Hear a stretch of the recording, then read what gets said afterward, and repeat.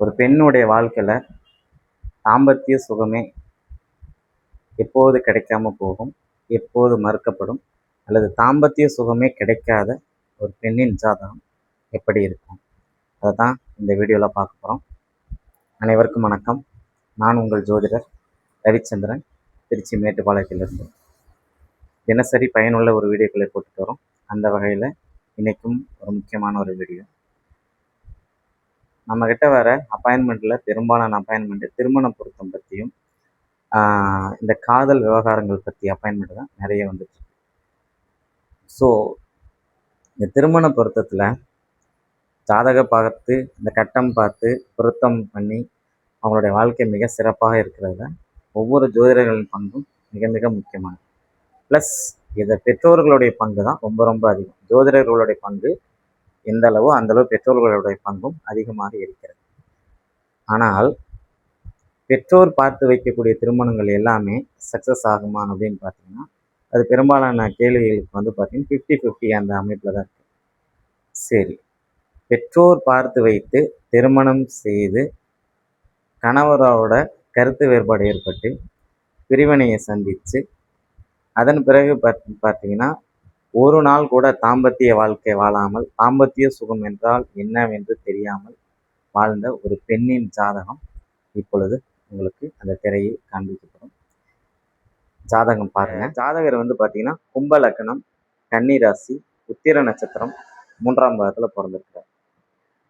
லக்னமானது கும்ப லக்னம், 4ஆம் இடத்துல ரிஷபத்துல ராகு, 7ஆம் இடத்துல சூரியனும் புதனும், 8ஆம் இடத்துல சுக்கிரனும் சந்திரனும், 9ஆம் இடத்துல பார்த்தீங்கன்னா சனி பகவான் இருக்கிறார். 10ஆம் பாவத்துல கேது செவ்வாய் மாந்தி இருக்கிறாங்க. 11ஆம் பாவத்துல பார்த்தீங்கன்னா குரு பகவான் இருக்கிறாரு. இதுதான் இந்த பெண்ணினுடைய ஜாதகம். முதல்ல லக்னத்தினுடைய தன்மையை பார்ப்போம். இந்த லக்னம் கும்ப லக்னமா, லக்னத்தினுடைய அதிபதி இப்போ உச்ச பலத்துல இருக்குதா? அப்ப லக்னத்தினுடைய அதிபதி உச்ச பலத்துல இருக்கிறார். அப்ப நம்ம எல்லாம் நினைப்போம் லக்னாதிபதி வலுவாக இருப்பதாக. ஓகே, ஆனா இந்த ஜாதகத்துல நல்லா கவனிச்சு பார்த்தீங்கன்னா தெரியும், லக்னம் இங்கே ராகுவின் நட்சத்திரத்துல இருக்கு, சதய நட்சத்திரம். அந்த ராகுக்கு, அந்த நட்சத்திரத்தை கொடுத்த ராகு இந்த லக்னத்துக்கு யோகாதிபதியான ராஜயோகாதிபதியான சுக்கிரனின் வீட்டில் 4ஆம் இடத்துல இருக்கிறார். ஆனால் இந்த ஜாதகத்துல நல்லா பாருங்க, அவர் செவ்வாயின் பார்வையிலும் இருக்கிறார். சரிங்களா? அப்போ இந்த ஜாதகத்துல லக்ன புள்ளி கொடுத்த கிரகம் 4ஆம் இடம். அப்படின்னா என்ன அர்த்தம்? அந்த ராகு போய் 4ஆம் இடம். கல்வியால் இந்த பெண் மிகப்பெரிய யோகத்தை அடையணும், தாயாரால் மிகப்பெரிய யோகத்தை அடையணும். சரிங்களா? வீடு, மனை, வாகனம், தாயார், கல்வி, சொத்து, வித்தை, இந்த அத்தனை விஷயத்தாலும் இந்த பெண்ணுக்கு ஆதாயம் தான். ராகுங்கிறது சின்னதை பெருசாக்கக்கூடிய ஒரு விஷயம். டெக்னாலஜி சம்மந்தப்பட்ட இவங்க பெரிய சாஃப்ட்வேர் படித்தவங்க. என்ன சொல்ல போனால் இவங்க நல்லா படித்து அந்த காலேஜில் டாப்பராக வந்தவங்க. அந்த மாதிரி அமைப்பு இருக்கிறவங்க. எனக்கு ஆன்லைனில் 2009-10 ஆன்லைனில் 2009-10 இந்த காலகட்டங்களில் மெயிலை வச்சு எனக்கு ஜாதகம் பார்க்கணுன்னு என்னுடைய மெயில் அனுப்புவாங்க. அதில் நான் ஆன்சர் பண்ணுவேன். நண்பர்கள் மூலிமா வந்த ஜாதகம் தான் இந்த பெண்ணுடைய ஜாதகம். ஆனால் இன்று அளவும் இந்த பெண் எனக்கு கிளைண்டாக இருக்கு. 2009-10 2010 வருஷம்னு வச்சுக்கோங்க. இன்னைக்கு வருஷம் எவ்வளவு? 2026. அப்போது 16-17 வருடங்களாக இவங்க எனக்கு வாடிக்கையாளராக இருக்காங்க. ஸோ இந்த அமைப்பு நம்ம எதை பற்றி பார்க்குறோம் அப்படின்னா, இந்த ஒருத்தங்க நமக்கு வாடிக்கையாளராக இருக்கிறது பார்த்தீங்கன்னா, நம்ம அவங்களுக்கு சொல்கிற ப்ரிடிக்ஷன் கரெக்டாக இருந்து அதன் மூலிமா அவங்களுடைய வாழ்க்கை கொஞ்சம் சீரும் சிறப்பமாக இருக்குது, இல்லை இவங்க சொன்னது பழிச்சிச்சு அப்படின்னு இருந்தால் மட்டும்தான் இருப்பாங்க. இல்லாட்டி அவங்க நமக்கு இருக்க மாட்டாங்க. இது நல்ல ஒரு விஷயம் புரிஞ்சுக்கணும். சரி, இவங்களுக்கு லக்ன புள்ளி ராகு. இந்த ராகு போய் 4ஆம் இடத்துல இருக்கு. அப்போ 4ஆம் இடம் வீடு, மனை, வாகனம், தாயார், கல்வி, சொத்து, வித்தை, இது மூலம் மிகப்பெரிய ஒரு ஆதாயம் கிடைச்சிச்சு. ஆனால் இந்த ராகு திசையில தான் இவங்களுக்கு திருமணமும் ஆச்சு. ராகு திசையில ராகு புத்தியிலே திருமணம் ஆச்சு. ராகு திசையில குரு புத்தியில பிரச்சனை ஏற்பட்டு, ராகு திசையில சனி புத்தியில நீதிமன்ற வழக்குக்கு போய் விவாகரத்து பண்ணிட்டாங்க. இதில் ஒரு வேடிக்கை என்னன்னா, இந்த இந்த பெண்ணுக்கு வந்து பார்த்தீங்கன்னா, திருமணமாகி கிட்டத்தட்ட 3 வருடங்கள் கணவரோட வாழ்ந்திருக்காங்க. ஒரு நாள் கூட கணவன் மூலியமா அந்த பெண்ணுக்கு தாம்பத்தியம் கிடைக்கல. பொதுவா அந்த பெண்ணுக்கு தாம்பத்தியம் கிடைக்கல. அப் டூ இன்னைய தேதி வரைக்கும். நான் இவங்களுக்கு 2009ல சொன்ன பலன் தான் இன்று வரைக்கும் நடந்தது. உங்களுக்கு தாம்பத்திய சுகமே இல்லைங்க மேடம். அப்படின்னு. இவங்களும் பெரிய ஜோதிடர்கிட்டலாம் பார்த்துருக்காங்க. நான் சொன்னதுக்கப்புறம் பெரிய ஜோதிடர்கிட்டலாம் பார்த்துருக்காங்க. அவங்க வந்து சொன்ன ஒரு விஷயம் வந்து பார்த்தீங்கன்னா, திருமணம் ஆகிறதுக்கான அமைப்பு கொஞ்சம் குறைவுன்னு சொல்லியிருக்காங்க. சரி, எதனால அப்படிங்கிறத நம்ம பார்க்கணும். 7ஆம் அதிபதி நல்லா கவனிச்சுக்கோங்க. இந்த ஜாதகத்துல 7ஆம் அதிபதி ஆட்சி தான் பெற்றிருக்கிறார். லக்னாதிபதி உச்சம் பெற்றிருக்கிறார். அப்போ இந்த பெண்ணு திருமணம் முடிச்சுதான் என்கிட்ட வந்து ஜாதகம் பார்த்தாங்க. அப்ப நான் வந்து அவங்க அம்மா, அவங்க அப்பா, அவங்க அந்த பெண் 3 பேரும் வந்து பார்க்கும்போது சொன்னேன், இந்த பெண்ணுடைய லக்னாதிபதி உச்சம், 7ஆம் அதிபதி ஆட்சி. இந்த பெண்ணோட படிப்பு குறைந்த ஒருத்தர் தான் இந்த பெண்ணுக்கு வீட்டுக்காரா வரும், கணவரா வரும். இந்த பெண்ணை விட சம்பாதித்தியம் கம்மியா இருக்கிறவங்க தான் கணவரா வரணும் அப்படிங்கிறது மாதிரி நிறைய விஷயங்கள் சொன்னேன். ஆனால் நடந்தது என்னன்னா, இந்த பெண்ணு வந்து மாஸ்டர் டிகிரி முடிச்சிருக்காங்க, எம்பிஎல் வரைக்கும் படிச்சிருக்காங்க. எம்பிஎல் ஏதோ ஒரு மாஸ்டர் டிகிரிக்கு மேலே ஒரு படிப்பு படித்தாங்க, அது எனக்கு ஞாபகம் இல்லை. அப்போ வந்து மாஸ்டர் டிகிரி எம்எஸ்சி சிஎஸ் படித்தாங்கன்னு நினைக்கிறேன், முடித்தாங்க. அதுக்கப்புறம் பார்த்தீங்கன்னா இந்த பையன் டிப்ளமா தான், சொந்தக்கார பையன் சொல்லி கல்யாணம் பண்ணி வச்சாங்க. சரிங்களா? இப்போ இந்த 7ஆம் இடத்துல சூரியன் வெறும் ஆட்சி, சனி பகவான் வெறும் உச்ச பலத்துல இருக்கிறார். அப்போ இந்த அமைப்புல இருக்கும்போது இந்த பெண்ணு சொல்றத அந்த பையன் கேட்கணும், அல்லது அந்த பையன் சொல்றது இந்த பொண்ணு கேட்கணும். ஏன்னா சூரியன் ராஜகிரகம் இல்லையா, சனி என்னதான் உச்சமா இருந்தாலும் அது ராஜகிரகம் இல்லை. ஓகேங்களா? ஆனா இவங்க 2 பேர்த்துக்கு கேட்டையில நீ சொல்றது பெஸ்ட்டா, நான் சொல்றது பெஸ்ட்டா, உன் பேச்சு மேலா என் பேச்சு மேலா அப்படிங்கிற பிரச்சனையிலேயே எங்க பெரியம்மாலாம் சண்டை போச்சு. இவங்களுக்குள்ளார நடந்த ஒரு சில பிரச்சனைகள் நான் பொது வழியில சொல்ல முடியாது. அந்த அளவு இவங்களுக்குள்ளார சண்டைகள் அதெல்லாம் நடந்தது. இதுல ஒரு வேடிக்கையான ஒரு விஷயம், இதை எப்படி நம்ம சொல்றோம் அப்படின்னா, இப்ப அந்த லக்னாதிபதியை விட 7ஆம் அதிபதி வலிமை குறைஞ்சு இருக்கு. லக்னாதிபதி உச்சம், 7ஆம் அதிபதி ஆட்சி தான். ஆனால் இதுல ஒரு விஷயம் கவனிக்கணும். இந்த 7ஆம் இடத்தினுடைய காரக கிரகம்னு சொல்லி ஒரு கிரகம் இருக்கு இல்லையா, சுக்கிரன். அவர் தானே களத்திர காரகன். இந்த சுக்கிரன் பாருங்க, இந்த ஜாதகத்துல எப்படி இருக்கிறாருன்னு பாருங்க. நீச்ச வீட்டுல இருக்கிறார். ஆனா நீச்ச டிகிரியில இல்ல, நீச்சத்தை நோக்கி போயிட்டு இருக்கிறார். சரி, அவரோட சந்திரன் பாருங்க, இவங்க 2 பேரும் இணைஞ்சிருக்கிறது பாருங்க, 5 டிகிரிக்குள்ளார இணைஞ்சிருக்காங்களா. சுக்கிரனும் சந்திரனும் இணைவது தாம்பத்திய குறைபாடை தரும், கணவன் மனைவி இடையில பிரச்சனை ஏற்படுத்தும் அப்படின்னு நிறைய நூல்கள்ல போட்டிருக்காங்க. சரிங்களா? என்ன காரணம் அப்படின்னா, சுக்கிரன் எப்பவுமே சூரியனை ஒரு 2-3 வீட்டுக்குள்ளாரதான் போயிட்டு, அப்போ அந்த அமைப்புல போகும்போது பாத்தீங்கன்னா, சந்திரன் சூரியனோட இணையும் போது அமாவாசை, அந்த சந்திரன் சூரியனோட இணைஞ்சு மறுபடியும் வளர்பிறையில வரும்போது, இந்த வளர்பிறையில பெரிய அமைப்பெல்லாம் அவருக்கு வந்து அந்த இடத்துல கிடைச்சிறது இல்லை. இவங்க வந்து திருதியை திதியில பிறந்திருக்காங்க, 3வது திதி. அமாவாசை, பிரதமை, துவிதியை, திருதியை 3வது தேதியில பிறந்திருக்காங்க. அப்போ ஒரு லேசா ஒரு கோடு போட்ட மாதிரி தான் சந்திரன் தெரியும். ஆனால் சுக்கிரன் பிரைட்ஃபுல்லா இருப்பார். அப்போ சந்திரனும் சுக்கிரனும் இணையும் போது ஜோதிடத்துல கிரகங்களுக்கு இருக்கக்கூடிய ஒரு அமைப்பு என்னன்னா, ஒளி மிகுந்த கிரகங்களிடம் இருந்து ஒளியை ஒளி இல்லாத கிரகம் கவர்ந்து இழுக்கும். அது ஒரு காந்த மாதிரி இழுத்துக்கும். அப்படி இருக்கும்போது இந்த ஜாதகத்தில் சந்திரன் வலிமை அடைஞ்சார், சுக்கிரன் வலிமை குறைந்து போய்விட்டார். ஏற்கனவே ஒரு நீச்ச வீட்டை நோக்கி போறார். இது ஒரு முக்கியமான காரணம். 2வது அமைப்பு, சுக்கிரனுடைய 2 வீடுகளையும் எடுத்து பாருங்க. ராகு, சனி. ரிஷபத்துல ராகு அமர்ந்து ரிஷபத்துக்கு வீடு கொடுத்த சுக்கிரன் நீச்சத்தை நோக்கி போயிட்டு இருக்கிறாரு. அவர் அங்க பலம் இல்லை. லக்னாதிபதி சனி உச்ச மாதிரி தெரிஞ்சாலும் சனிக்கு வீடு கொடுத்த சுக்கிரன் அந்த வீட்டுக்கு 12லையும் லக்னத்துக்கு 8வது இடத்துலையும் சந்திரனோட சேர்ந்து அந்த சுக்கிரனும் பலகீனத்துல இருக்கிறார். ஸோ சுக்கிரனின் 2 வீடுகள் இந்த ஜாதகத்தில் பலகீனம் அடைந்து விட்டது.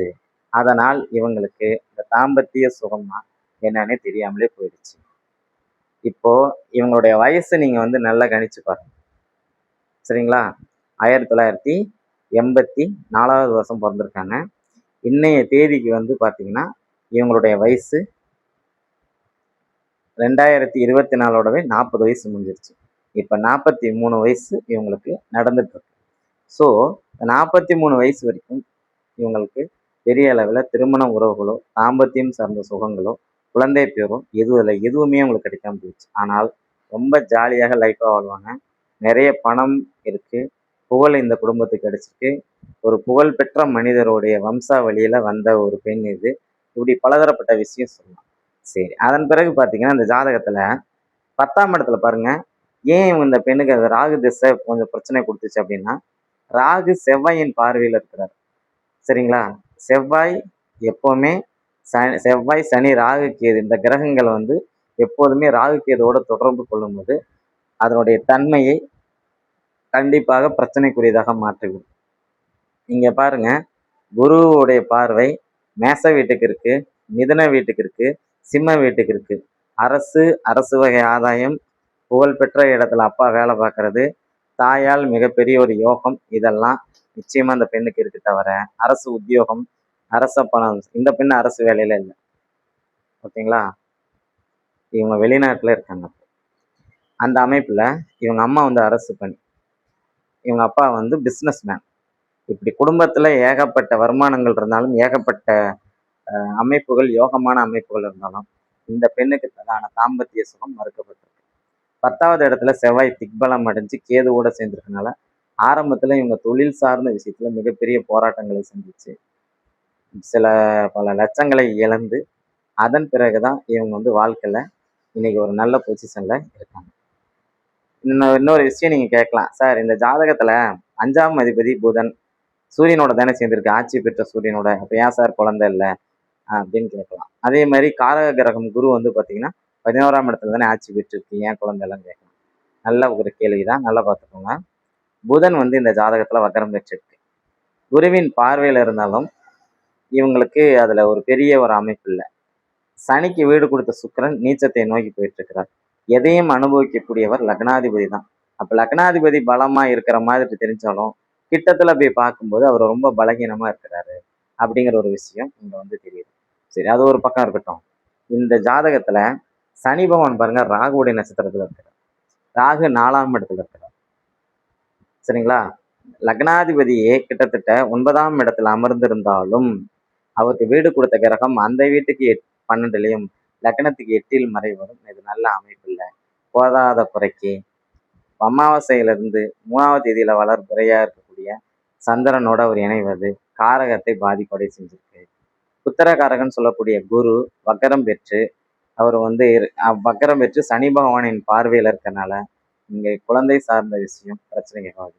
ஆனால் 11ஆம் இடத்துல இருக்கும் குரு இந்த பெண்ணுக்கு லாபமாக செயல்படுகிறது தவிர இங்கே குழந்தையை கொடுக்கக்கூடிய அமைப்புக்கு செயல்படவில்லை அப்படிங்கிறது அர்த்தம்.